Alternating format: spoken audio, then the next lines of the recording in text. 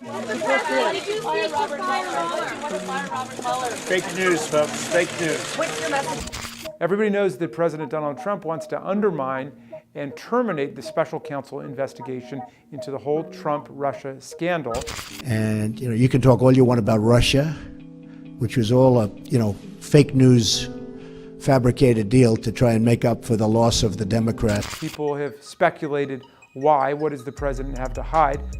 He didn't want an FBI or a Department of Justice that was showing loyalty to the Constitution or to the rule of law. He wanted loyalty to him, like this was a monarchy.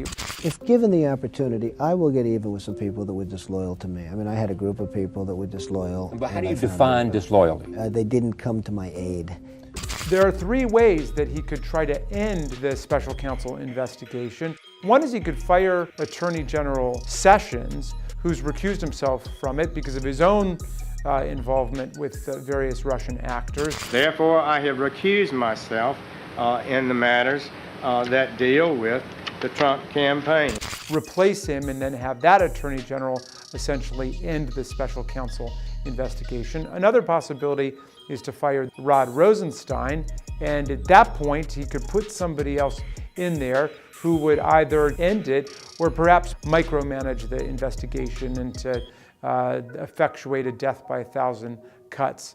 That in turn could lead to a firing of Mueller, a decorated war hero, celebrated prosecutor, a former U.S. attorney, and FBI director, yet they're attacking him mercilessly, the same way they're attacking Rod Rosenstein, who has been a very well-respected prosecutor and public official.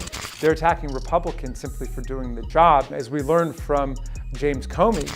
One of the things I said, I fired Comey. Well, I turned out to do the right thing. We know that these are very tough times for the American Republic because we've got a president who's acting like a king, King Trump, and everybody's saying that this would provoke a constitutional crisis. What is a constitutional crisis that everybody's talking about? And what does it mean? Well, it's not the Constitution that's in crisis. The Constitution is fine. We're having a political or a governmental crisis because you have certain actors within the government who refuse to accept the norms and the values and the boundaries of the Constitution. The president's attacking it, and he's attacking the principle that nobody's above the law. Well, what's Congress going to do? We would ask Republicans to step up and to join us in taking immediate action by conducting hearings on the obstruction of justice, on the abuse of power, and passing legislation to protect the special counsel, and especially to protect his work product, the evidence that's already been assembled, so it's not destroyed by a new team that's installed at DOJ.